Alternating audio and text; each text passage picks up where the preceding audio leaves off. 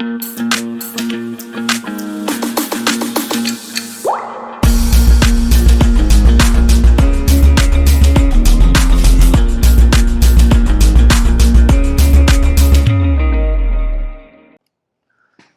Everyone, welcome back to the layman way, जहाँ पे हम यूपीएससी सीएससी के करंट अफेयर्स को डिस्कस कर रहे हैं, जहाँ पे हम जनवरी के मंथ के करंट अफेयर्स को हम डिस्कस कर रहे हैं। And if you are new to the channel, do not forget to like, share and subscribe to our channel and promote this video to your fellow aspirants as well, ताकि हम और बच्चों की लाइफ्स को impact कर पाएँ। Thank you so much. चलिए जल्दी से आगे बढ़ते हैं और आज का लेक्चर स्टार्ट करते हैं। तो आज जो हमारा पहला टॉपिक है that is about great resignation, correct. तो ग्रेट रेजिग्नेशन क्यों बोला जा रहा है? रेजिग्नेशन क्या होता है? जब आप किसी कंपनी, जो अपनी जॉब है उससे आप क्विट कर देते हो, तो दैट इज़ कॉल्ड रेजिग्नेशन, है ना। ग्रेट रेजिग्नेशन इसलिए बोला जा रहा है क्योंकि यूएस में जो नवंबर 2021 का डेटा है उसमें 4.5 मिलियन वर्कर्स ने अपनी जॉब को छोड़ दिया, है ना। ये एक्चुअली सबसे ज़्यादा है अभी तक का, और हर महीने ये लेबर डिपार्टमेंट उनका ये देख रहा है कि 3% ऑफ द वर्कफोर्स क्विट कर रही है जॉब्स को, तो इसलिए इसको ग्रेट रेजिग्नेशन बोला जा रहा है ना। तो बस यही है। उसके बाद आगे बढ़ते हैं और नुसांत्रा के बारे में बात करते हैं। तो नुसांत्रा क्या है? ये बेसिकली नई कैपिटल बनने वाली है इंडोनेशिया की, है ना। तो अभी जो जकार्ता कैपिटल है वो धीरे धीरे डूब रही, तो उसको हटा के, उसको चेंज करके हम नुसांत्रा को बनाने वाले हैं ना। तो हम एक बार इसकी लोकेशन देख लेते हैं कहाँ पर है ना। तो ये आप देखो, ये कालीमंथन है, ये है नई साइट कैपिटल की, ठीक है। ये है अपनी जकार्ता जो इंडोनेशिया की अभी प्रेजेंट कैपिटल है ना। तो this is the site of new capital. तो यही बस दिखाना था मेरे को आपको। न्यूसांत्रा आ जाए कहीं क्वेश्चन में तो ये इंडोनेशिया की नई कैपिटल बनने वाली, ये आपको याद रखना है ना। उसके बाद आगे बात करते हैं सेडिशन के बारे में। तो सेक्शन 124A जो है वो section 124A was inserted in 1870 by an amendment introduce by sir James Stephen. उन्होंने ये इसके लिए इसको ऑफेंस बनाया था, सेडिशन को एक ऑफेंस बनाया था। तो उससे पहले हम ये बात करते हैं कि सेडिशन होता क्या है ना। सेडिशन जो है 124A ऑफ आईपीसी जो है, सेक्शन 124A ऑफ आईपीसी, उसमें डिफाइंड है कि क्या डिफाइंड है।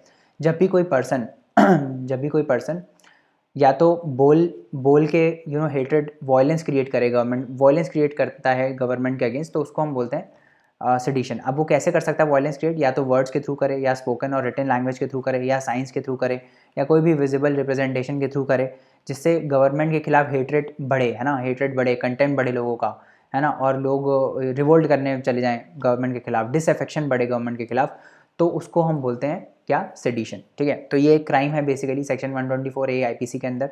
तो इसके लिए बेल नहीं मिलती आपको, ये नॉन बेलेबल ऑफेंस है। Punishment under the section 124A ranges from imprisonment up to 3 years to a life time term to which a fine may be added. तो 3 साल से लेकर लाइफ टाइम इम्प्रिजनमेंट आपको इस पर मिल सकती है। एडिशनल फाइन भी आपके ऊपर चार्ज किया जा सकता है, डिपेंडिंग ऑन कितना सीवियर है वो, है ना। A person charge under this law is barred from a government job. तो आप गवर्नमेंट जॉब नहीं कर सकते अगर आपको सेडिशन के केस में अंदर किया जा चुका है एक बार तो। They have to live without a passport, passport आपसे छीन लिया जाता है। And must produce themselves in the court all times and when required. तो जब भी कोर्ट बुलाए आपको वहाँ पे जाना पड़ता है, नहीं तो कंटेम्प्ट ऑफ कोर्ट हो जाता है ना। समझ में आ रहा है? अब आगे बात करते हैं अबाउट एंटी डिफेक्शन लॉ। तो एंटी डिफेक्शन लॉ मैंने बार बार समझाया आपको क्या होता है एंटी डिफेक्शन। डिफेक्शन का मतलब क्या होता है और एंटी डिफेक्शन का मतलब क्या होता है।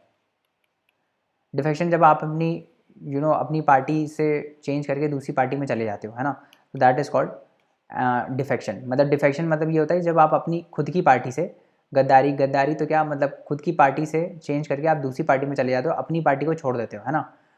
क्यों छोड़ते हो? नाम से देखो, नाम से समझाता हूँ कैसे नाम से निकाल सकते हो। डिफेक्शन है ना। डिफेक्शन जो है कहाँ से आया होगा ये वर्ड? डिफेक्शन आया होगा वर्ड डिफेक्ट से, है ना। डिफेक्ट मतलब क्या होता है? डिफेक्ट मतलब कुछ खराबी, है ना।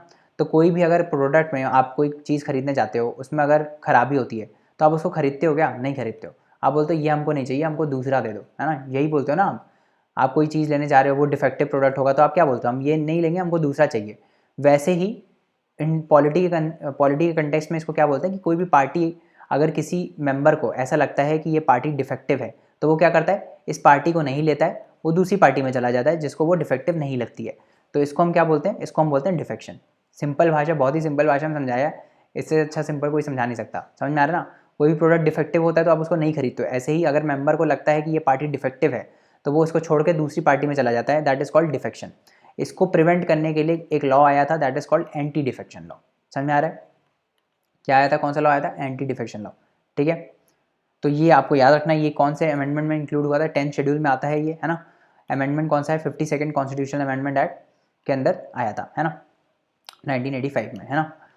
तो ये आपको याद रखना है, 10th शेड्यूल में इसको ऐड किया गया था, है ना। अब डिस्क्वालिफिकेशन का क्राइटेरिया क्या है, अगर कोई भी इलेक्टेड मेंबर वॉलेंटरली खुद से, है ना, खुद से अपनी मेंबरशिप गिव अप कर दे अपनी पार्टी की, तो उसको डिफेक्शन के केस में, डिफेक्शन का केस उस पर हो जाता है। अगर वो वोट नहीं करता है ना, ध्यान रखना, पार्टी के डायरेक्शन में वो वोट नहीं करता है, जहाँ पे पार्टी की सहमति है उस डायरेक्शन में वो वोट नहीं कर रहा है, या फिर मतलब वोट नहीं कर रहा है या फिर उनके अगेंस्ट वोट कर रहा है। मान लो पार्टी ने बोला आप हमारी सहमति के साथ वोट करो, पर उसने बोला नहीं हम तो आपके अपोजिशन में वोट करेंगे, है ना, तो भी डिफेक्शन का केस हो जाता है।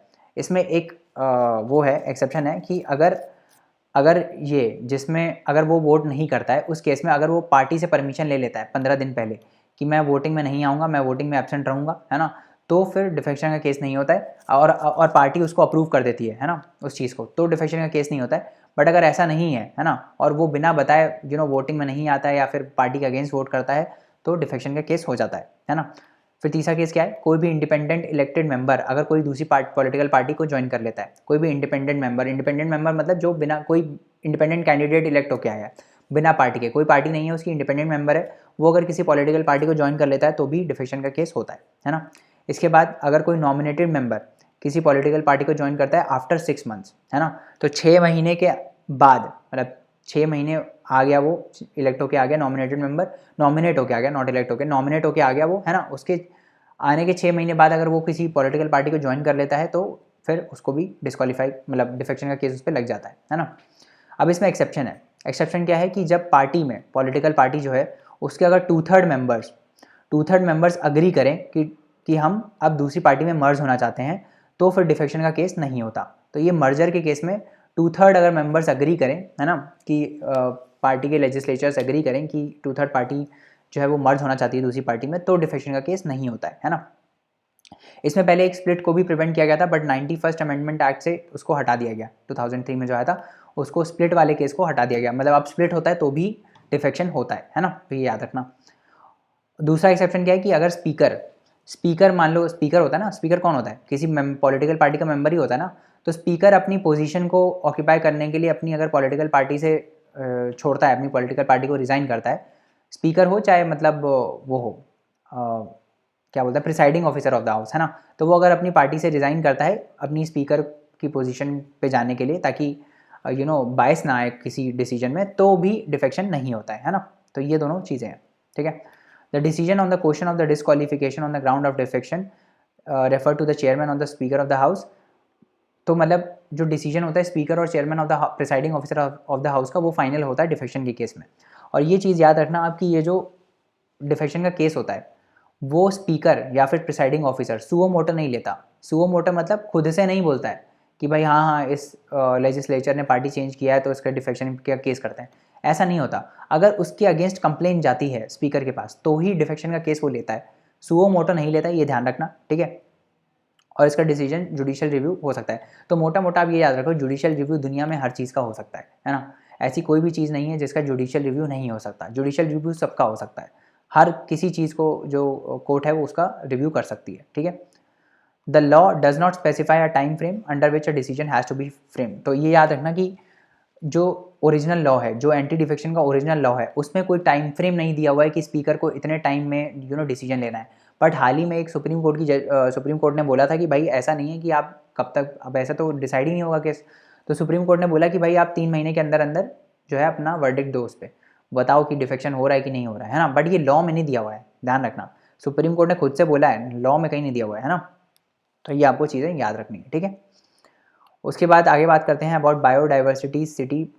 ये एक रिपोर्ट है बेसिकली जो वर्ल्ड इकोनॉमिक फोरम ने रिलीज़ करी है, biodiversities by 2030 transforming cities relationship with nature. ये रिपोर्ट है जो वर्ल्ड इकोनॉमिक फोरम ने रिलीज़ करी है ना, तो ये आपको याद रखना है। उसके बाद आगे बढ़ते हैं और ईस्टर्न स्वाम्प डियर की बात करते हैं। तो ये कहाँ मिलता है, ये मिलता है अपना काजीरंगा में और दूधवा नेशनल पार्क में। ये फिर आ गया है, कहाँ मिलता है, ये मिलता है काजीरंगा और दूधवा नेशनल पार्क में, है ना। दूधवा नेशनल पार्क कहाँ है, उत्तर प्रदेश में है। काजीरंगा कहाँ है, असम में है ना। तो इसके प्रोटेक्शन स्टेटस की अगर हम बात करें तो प्रोटेक्शन स्टेटस क्या है, प्रोटेक्शन स्टेटस, अरे भाई प्रोटेक्शन स्टेटस क्या है, प्रोटेक्शन स्टेटस इसका वनरेबल है, आयुसीन का, IUCN का प्रोटेक्शन स्टेटस क्या है इसका, वल्नरेबल है, साइट्स के अपेंडिक्स 1 में आता है ना, वाइल्ड लाइफ प्रोटेक्शन एक्ट के शेड्यूल 1 में आता है, ठीक है, समझ में आ गया। तो याद रखना ये वल्नरेबल है, अपेंडिक्स 1 में आता है, शेड्यूल 1 में आता है। कहाँ मिलता है, काजीरंगा जो कि असम में, और दूधवा नेशनल पार्क जो कि उत्तर प्रदेश में है। दूधवा बता सकते हो लोकेशन कहाँ पर है, उत्तर प्रदेश और नेपाल के बॉर्डर के पास है ना दूधवा नेशनल पार्क, मार्क करना है इसकी लोकेशन, ठीक है। काजीरंगा नेशनल पार्क जो है वो गोलघाट डिस्ट्रिक्ट में लाई करता है, और पार्टली ये नगांव डिस्ट्रिक्ट जो है असम का, वहाँ पे लाई करता है, ठीक है। वर्ल्ड की हेरिटेज साइट है, किस लिए फेमस है, ग्रेटर वन हॉर्न राइनो के लिए फेमस है, हमको पता है। सबसे ज़्यादा एब्सोल्यूट नंबर जो वन हॉर्न राइनोसोरस का है वो काजीरंगा में ही मिलता है। और मेरे को एक बात बताओ, मोस्ट डेंसिटी, सबसे ज़्यादा डेंसिटी वन हॉर्न राइनोसोरस की कहाँ मिलती है, कहाँ मिलती है, पोबीतोरा नेशनल पार्क में, बताया था पहले भी, है ना। 1974 में इसको नेशनल पार्क डिक्लेयर किया गया था, है ना। इंपॉर्टेंट बर्ड एरिया है जिसको बर्ड लाइफ इंटरनेशनल ने डिक्लेयर किया हुआ है ना। तो ये याद रखना आप। आगे बढ़ते हैं। अब IAS कैडर रूल्स में बेसिकली अमेंडमेंट हुआ है। अब इसमें क्या हुआ है अमेंडमेंट, तो सबसे पहले हम बेसिक से बात करते हैं। तो department of personal and training जो है वो IAS की जो कंट्रोलिंग अथॉरिटी कौन है, अपॉइंट इनको कौन करता है, दैट इज़ DOPT। रिक्रूट भले ही UPSC करता है, बट अपॉइंट कौन करता है, DOPT, department of personal and training. तो जो IPS है, अब ये तो आपको पता चलेगा DOPT करता है, IPS के लिए कौन करता है, IPS के लिए रिस्पॉन्सिबल मिनिस्ट्री कौन है, होम अफेयर्स। और जो फॉरेस्ट सर्विस है उसके लिए कौन है, उसके लिए मिनिस्ट्री ऑफ एनवायरनमेंट है ना। तो ये सिंपल है, फॉरेस्ट के लिए एनवायरनमेंट है, IPS के लिए होम अफेयर्स है, ठीक है। अभी नॉर्मल प्रैक्टिस में क्या होता है कि सेंटर से, मान लो सेंट्रल डेप्यूटेशन पे कुछ ऑफिसर जाते हैं ना, स्टेट से सेंट्रल डेप्यूटेशन पे ये ऑफिसर्स जाते हैं, मतलब सेंटर के लिए काम करने जाते हैं। तो अभी नॉर्मल प्रोसीजर क्या होता है सेंट्रल डेप्यूटेशन में जाने के लिए, कि सेंटर रिक्वेस्ट करता है स्टेट को कि आप कुछ ऑफिसर की लिस्ट हमको दीजिए, कुछ ऑफिसर्स की हमको लिस्ट दीजिए, उसमें से हम एक सेलेक्ट कर लेंगे और उसको आप भेज देना सेंट्रल डेप्यूटेशन पे। तो स्टेट फिर भेज देता है ना, ये अभी नॉर्मल प्रोसीजर होता है। बट अभी इसको, अब उसमें क्या होता है कि ये जो ऑफिसर है उसको NOC लेना पड़ता है, नो ऑब्जेक्शन क्लियरेंस लेना पड़ता है स्टेट से, ताकि वो जाके सेंट्रल डेप्यूटेशन पे काम कर पाए, करेक्ट। अभी प्रपोज अमेंडमेंट में क्या हुआ है, अमेंडमेंट क्या प्रपोज किया गया है, इसमें ये बोला गया कि भाई सेंटर स्टेट को बोलेगा, है ना, कि आप भेजिए। अगर स्टेट डिले करता है उस चीज़ को, स्टेट अगर डिले करता है ऑफिसर को भेजने के लिए, तो क्या होगा, तो फिर सेंटर जो है वो ऑटोमेटिकली ये मान लेगा, अगर बहुत ज़्यादा डिले करता है तो सेंटर ऑटोमेटिकली उसको रिलीव कर देगा स्टेट से और अपने डेप्यूटेशन पे बुला लेगा। तो if state government delays posting a state cadre officer to the centre that does not give effect to the central government's decision within the specified time, the officer shall stand relieved from the career from the date as may be specified by the central government। तो central government कोई date decide करेगा कि इस date से अब वो officer particular जो state में काम कर रहा था वो अब उस स्टेट में काम नहीं करेगा, वो सेंटर के डेप्यूटेशन पे काम करेगा, है ना। तो ये सेंटर वन हैंडेडली कर सकता है ना। The centre will decide the actual number of officers to be deputed to the central government in consultation with the state government. तो स्टेट के साथ कंसल्ट करके वो ये डिसाइड करेगा कि कितने ऑफिसर स्टेट गवर्नमेंट के सेंटर डेप्यूटेशन पे जाने चाहिए। समझ में आ रहा है। तो ये इसमें अमेंडमेंट है। अगर कोई डिसएग्रीमेंट होता है सेंटर और स्टेट के बीच में तो फिर सेंट्रल गवर्नमेंट डिसाइड करेगा, है ना, and the state shall give effect to the decision of the centre. तो कुल मिला के सेंटर को पावर दे दी गई है IAS के डेप्यूटेशन के रिगार्डिंग, है ना।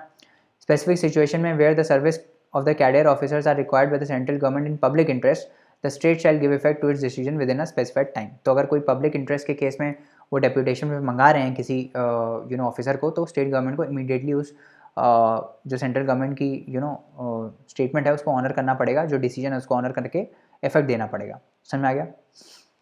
उसके बाद आगे बात करते हैं अबाउट जस्टिस क्लॉक। तो जस्टिस क्लॉक क्या होगा, क्लॉक क्या होती है, जो टाइम दिखाती है ना। तो जस्टिस क्लॉक क्या होगी, जो केसेस दिखाएगी, कितने केसेस हो गए हैं, है ना, कितने केसेस पेंडिंग है, कितने केसेस मतलब चल रहे हैं, वो दिखाएगी। तो बस यही है जस्टिस क्लॉक।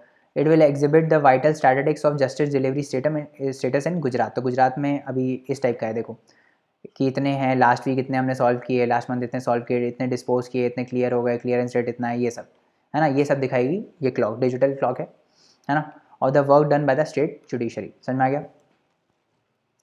आगे बात करते हैं अबाउट सोमनाथ टेम्पल। तो सोमनाथ टेम्पल कहाँ है, सोमनाथ टेम्पल है गुजरात में, है ना। तो ये याद रखना कि सोमनाथ टेम्पल कहाँ है, सोमनाथ टेम्पल है गुजरात में। One of the sacred pilgrimage site है हिंदूज़ के लिए, है ना। और ये 12 ज्योतिर्लिंगा में से एक है जो शिव जी को डेडिकेटेड है, ठीक है।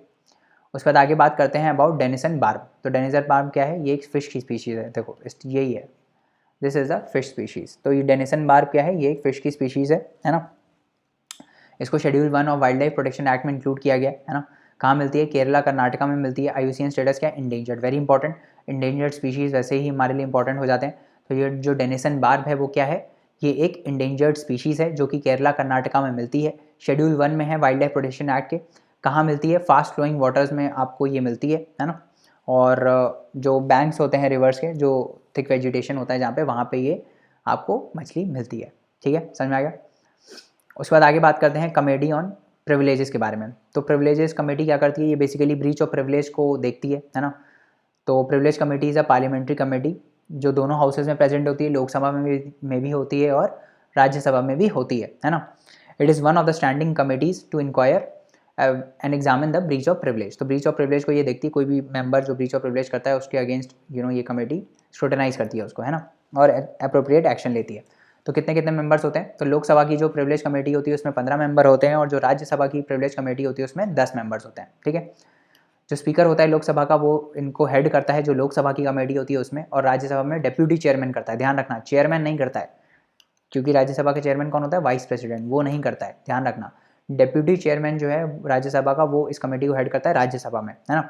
अ member of the house with the consent to the chairman of the Rajya Sabha or the speaker of the Lok Sabha, speaker of the Lok Sabha can raise a question involving a breach of privilege either of a member of the council or of a committee thereof. कुछ नहीं बोल रहा है, बकवास है, मतलब इतना कुछ इंपॉर्टेंट नहीं है। आप तो बस ये याद रखो कितने मेंबर है, काम क्या करती है, बस खत्म।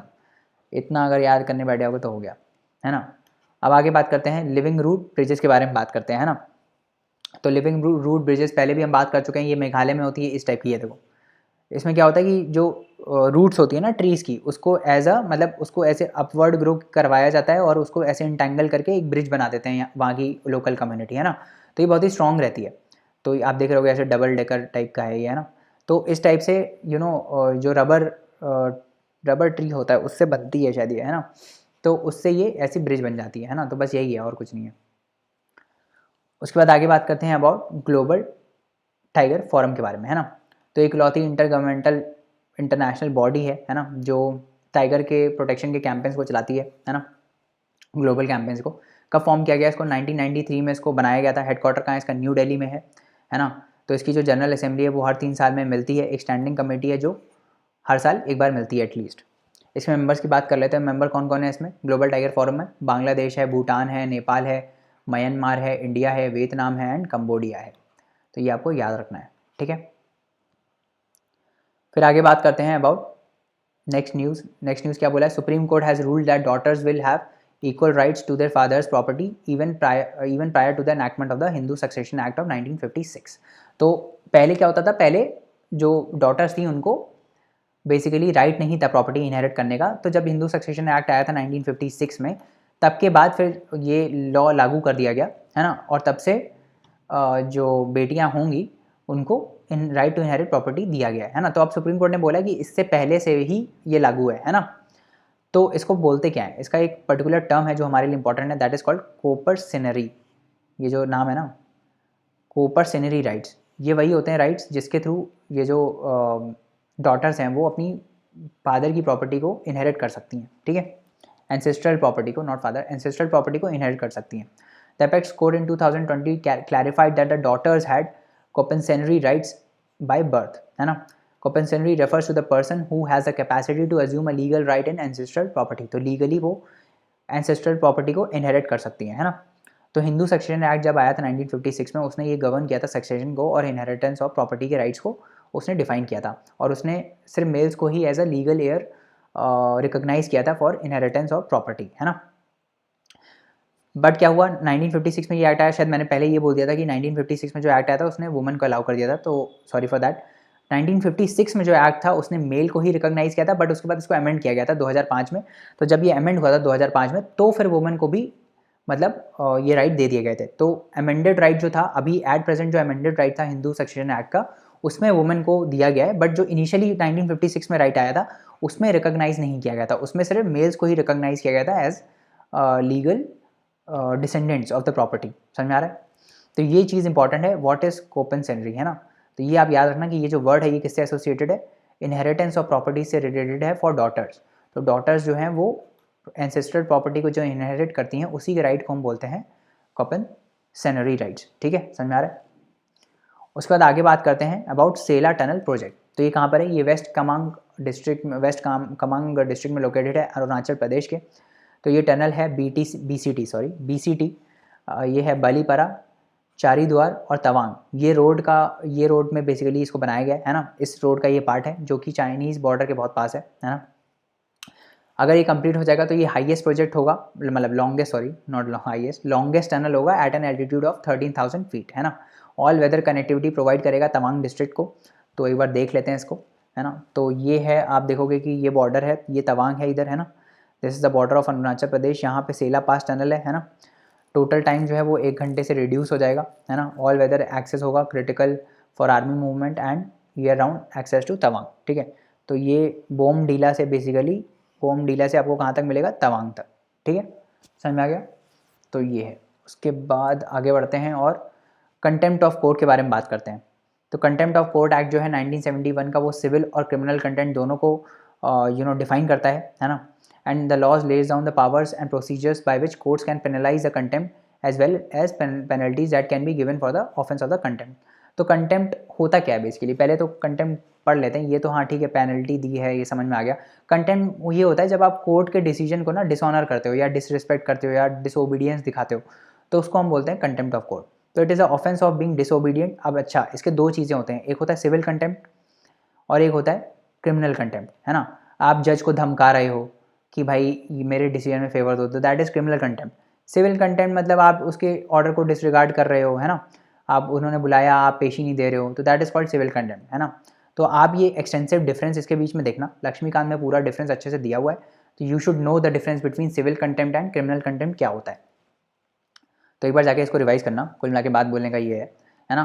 क्या बोल रहे हैं, it officers in the form of behaviour that opposes or defiance the authority, justice and dignity of the court. तो अगर आप डिग्निटी को हैम्पर करते हो, आप ऑब्स्ट्रक्ट करते हो जस्टिस डिलीवरी में, तो दैट इज़ कॉल्ड कंटेम्प्ट, है ना। तो वो सिविल और क्रिमिनल कंटेम्प्ट का पार्ट होता है। समझ में आ गया, कंटेम्प्ट ऑफ कोर्ट का कंसेप्ट क्लियर है ना। चलो, तो बाकी जो कंसेप्ट है वो हम अगले लेक्चर्स में पढ़ेंगे।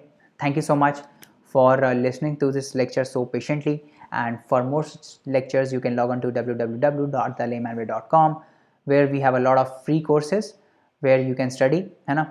तो please recommend us to other fellow aspirants as well, and please help us grow further. Thank you so much. अगले लेक्चर में मिलते हैं, तब तक की जैसा मैं बोलता रहता हूँ, है ना, पढ़ते रहिए, हार्ड वर्क करते रहिए। Thank you so much, bye bye and take care.